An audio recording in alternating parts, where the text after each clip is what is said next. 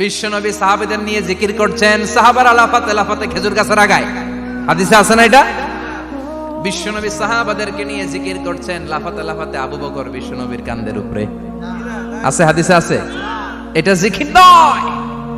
কি সুন্দর দেখেন, ইসলাম বোঝা কত সহজ। ওয়াযকুর রাব্বাকা ফি নাফসিকা তাদাররুআ ওয়া খাইফা, গোপনে জিকির করো, ভদ্রতার সাথে বিনয়ের সাথে জিকির করো। ওয়ালা তাকুম মিনাল গাফিলিন দুনাল জাহরি মিনাল কওল, চিৎকার চেঁচামেচি করে জিকির করো না। যারা চিকফাল দিয়ে হই হই হই হই করে, আছে না? হই হই হই হই হই হইয়ের ভিতরে আল্লাহর নাম আছে। হ্যাঁ, এই যে হুই হাই হুই হাই এই স্টাইলের যে জিকির, এটার ভিতরে আমার আল্লাহর নাম আছে? আল্লাহর নাম যদি না থাকে ওইটা জিকির হবে? কথা বলেন। বিষ্ণু বললেন, খবরদার, চিৎকার চেঁচামেচি করে লাফালাফি করে যারা জিকির করে এরা মনে করে আল্লাহ কানে শোনে না। কথা বলেন। আপনি গোপনেও আল্লাহর ডাকলে আপনার ডাকে সাড়া দিবে কে? এজন্য রাব্বুল আলামিন বলেন, ফাযকুরুনি আযকুরকুম ওয়াশকুরুলি ওয়ালা তাকফুরুন। বান্দা আমার জিকির তোমরা করো, আমিও তোমাদের জিকির করব। ঠিক কি না? আমরা যদি আল্লাহর জিকির করি, আমাদের জিকির করে কে? সুবহানাল্লাহ কইবেন না? আমরা আল্লাহর জিকির করে, আল্লাহ নাকি আমাদের জিকির করে। জানো তো না কথা এটা? আবার হাদিসে কুদসিতে আল্লাহ বলেন, ফাইন যাকারানি ফি নাফসি যাকারতুহু ফি নাফসি। আমার বান্দা যদি একা একা আমার জিকির করে, আমি আমার বান্দারে একা একা স্মরণ করি। ওয়া ইন যাকারানি ফি মালাইন যাকারতুহু ফি মালাইন খায়রিম মিনহু। এরকম মহা সম্মেলন করে যদি কেউ আমি আল্লাহর জিকির করে, আমি এর চেয়েও বড় মহা সম্মেলন ফেরেশতাদেরকে নিয়ে করে আমার বান্দারে স্মরণ করি। ওয়া ইন তাকাররাবা ইলাইয়া শিবরান তাকাররাবতু ইলাইহি যিরাআন। আমার বান্দা যদি আমার দিকে এক বিঘত আসতে চায়, আমি আমার বান্দার দিকে এক হাত এগিয়ে যাই। আমার বান্দা যদি আমার দিকে এক হাত আসতে চায়, আমি আমার বান্দার দিকে দুই হাত যাই। ওয়া ইন আতানি ইয়ামশি আতাইতুহু হারওয়ালা। আমার বান্দা যদি আমার দিকে হেঁটে হেঁটে আসতে চায়, আমি আমার বান্দার দিকে দৌড়ে দৌড়ে যাই। সুবহানাল্লাহ পড়েন। এজন্য বিশ্বনবী বলেন, লা ইয়াজালু লিসানুকা রাতবাম মিন যিকরিল্লাহ। আল্লাহর জিকির দিয়ে জিহ্বাটারে ভিজিয়ে রাখবা। কার কথা? চিল্লায় বলেন, কার কথা? সবসময় আল্লাহর জিকির করতে রাজি আছেন তো? সবচেয়ে শ্রেষ্ঠ জিকির বিশ্বনবী বললেন, আফদালু যিকরি লা ইলাহা লা ইলাহা লা ইলাহা ইল্লাল্লাহু মুহাম্মাদুর রাসূলুল্লাহ সাল্লাল্লাহু। সবচাইতে শ্রেষ্ঠ জিকির লা ইলাহা। এর চেয়ে শ্রেষ্ঠ জিকির আছে? কথা বলেন।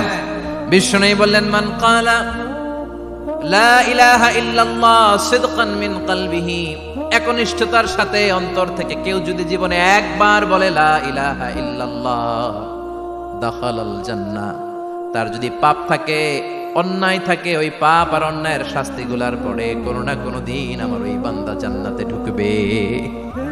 একবার যদি খালিসান মিন কলবিহি সে পড়ে লা ইলাহা ইল্লাল্লাহ, তার জন্য জান্নাতকে অবধারিত করে দিয়েছে কে? আবার এটার নাম আল্লাহ দিয়েছে কালিমায়ে। কথা বলেন।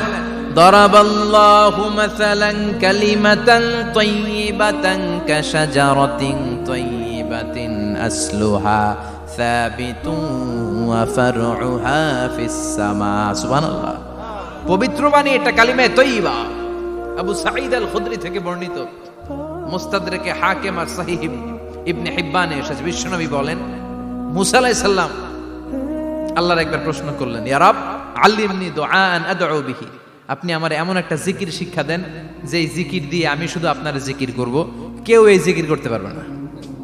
এই জিকির জানবো শুধু আমি, আর জানবেন। কথা কোন? প্রশ্ন করছে কে? হ্যাঁ, কাকে করেছে? আল্লাহ এমন একটা জিকির শিখান যেই জিকির কেউ জানে না, আমি জানবো, আর ওই জিকির দিয়ে প্রাণ ভরে আপনারে ডাকবো। আল্লাহ বললেন, মুসা পড়ো লা ইলাহা লা ইলাহা ইল্লাল্লাহু মুহাম্মাদুর রাসূলুল্লাহ। মুসা আলাইহিস সালাম বললেন, আল্লাহ চাইলাম কি, কইলেন কি? লা ইলাহা তো জাতীয় জিকির, এটা তো আন্তর্জাতিক জিকির, এটা জানে না এমন কেউ নাই। এমনকি হিন্দু ভাইরাও জানে। কথা কন। আল্লাহ আমি তো চাইছিলাম এক্সক্লুসিভ, আমার জন্য স্পেশাল। এর চেয়ে সুন্দর আর কেউ জানবে না। এত সুন্দর একটা জিকির আপনি দিবেন, এটা আমি ডাকবো আপনারে আর আপনি শুনবেন। আল্লাহ বললেন, মুসা এর চেয়ে দামি আমার কাছে নাই। লাউ তাদউ লা ইলাহা ইল্লাল্লাহ ফি কাফা, লা ইলাহা রে যদি মুসা এক পাল্লায় রেখে দাও, ওয়াস সামাওয়াতু সাবউ ওয়াল আরদিন, সাত আকাশ সাত জমিন যদি আরেক পাল্লায় রেখে দাও, লা ইলাহা এক পাল্লায়, সাত আকাশ সাত জমিন আরেক পাল্লায় ওজন যদি দাও, লা রাজাহাত কাফাতু লা ইলাহা ইল্লাল্লাহ, মুসা দেখবা মুহূর্তের মধ্যে লা ইলাহা ইল্লাল্লাহর পাল্লা ভারী হয়ে গেছে। সাত আকাশ সাত জমিন এক পাল্লায়, শুধু লা ইলাহা ইল্লাল্লাহ এক পাল্লায়, মুহূর্তে লা ইলাহার পাল্লাটারে ভারী করে দিবে কে? এটা বিপ্লবী বাণী।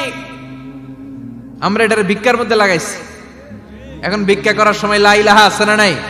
একটা টাকা দিয়া যান, আমি গরিব ইনসান আর সমান, একটা টাকা দিয়া যান, আমি গরিব ইনসান, আছে না নাই?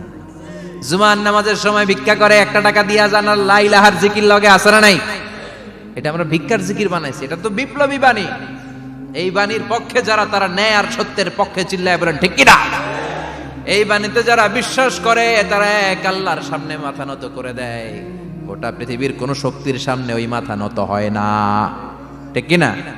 এই লা ইলাহা যারা আমরা মানি, আল্লাহ ছাড়া কারোর সামনে মাথা নত করব? কোন শক্তি আমাদের মাথা নত করাতে পারে? এজন্য আল্লাহ ডেকে বললেন, গোলাম এটা বিপ্লবী বাণী। এই কালেমার আন্দোলন যারা করে, তারা আল্লাহ ছাড়া পৃথিবীর কাউরে ভয় পায় না। আর তারা চায় কালেমার পতাকা পৃথিবীর মধ্যে যেন পথ করে উড়ে, ঠিক কিনা? বাংলার জমিনে কালেমার পতাকা উড়ুক, আমরা চাই কি চাই না? কোনো একদিন এ দেশের আকাশে কালিমার পতাকা উড়বে, সেদিন সবাই খোদাই বিধান পে দুঃখ বেদনা ভুলবে। কোনো একদিন এ দেশের আকাশে কালিমার পতাকা উড়বে, সেদিন সবাই খোদাই বিধান পে দুঃখ বেদনা ভুলবে। চিৎকার করে বলেন ঠিক কিনা?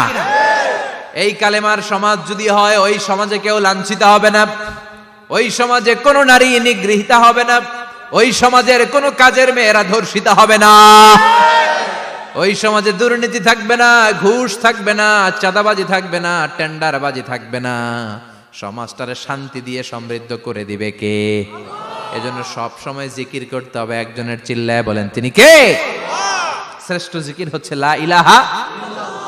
করতে রাজি আছেন? সব সময় জিকিরটা করতে রাজি আছেন? Every night and every day, every night and every day, never forget to say la ilaha illallah, never forget to say la ilaha illallah. পড়েন, every night and every day, every night and every day, never forget to say la ilaha illallah, never forget to say la ilaha illallah, never forget to say la ilaha illallah. When you're walking down the street, use your time and repeat, and say in every heartbeat la ilaha illallah. When you're walking down the street, use your time and repeat, and say in every heartbeat la ilaha illallah. Every night and every day, every night and every day, never forget to say la ilaha illallah. চিল্লায় বলেন ঠিক কিনা? দিনে রাতে যে কোনো মুহূর্তে আমাদের জিহ্বার মধ্যে থাকবে কি? কথা বলেন, জিহ্বায় থাকবে কি? এজন্য বিশ্বনবী বললেন, আফদালুয যিকরি লা ইলাহা ইল্লাল্লাহ, আল্লাহর কাছে সবচাইতে প্রিয় জিকির হলো লা ইলাহা ইল্লাল্লাহ। আবার বিশ্বনবী বললেন, আহাব্বুল কালামে ইলাল্লাহি আরবাআ, আল্লাহর কাছে সবচাইতে প্রিয় কথা হলো চারটা। কয়টা? সুবহানাল্লাহ, আলহামদুলিল্লাহ, লা ইলাহা ইল্লাল্লাহ। সুবহানাল্লাহ,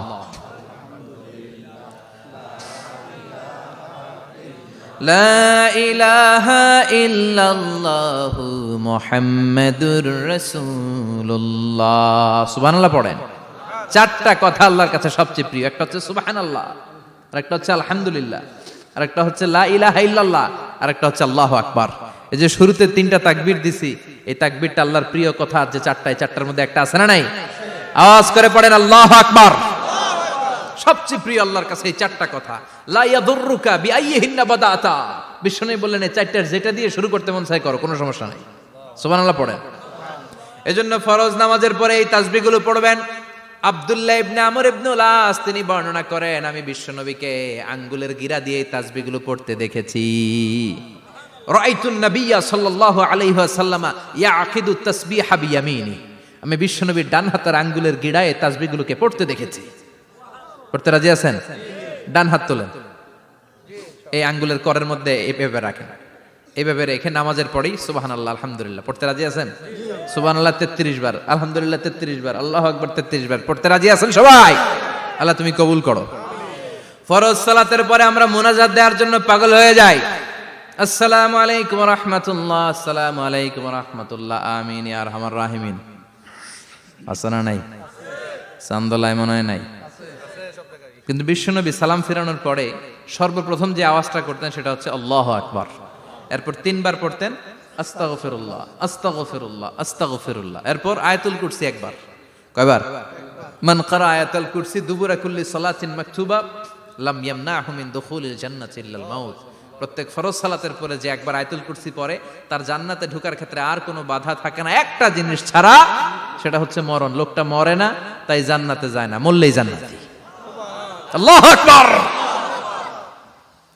এরপরে 33 বার সুবহানাল্লাহ, 33 বার আলহামদুলিল্লাহ, 33 বার আল্লাহু আকবার। সবশেষে মিলাবেন লা ইলাহা ইল্লাল্লাহ ওয়াহদাহু লা শারীকা লা লাহুল মুলকু ওয়া লাহুল হামদু ওয়া হুয়া আলা কুল্লি শাইইন কাদির।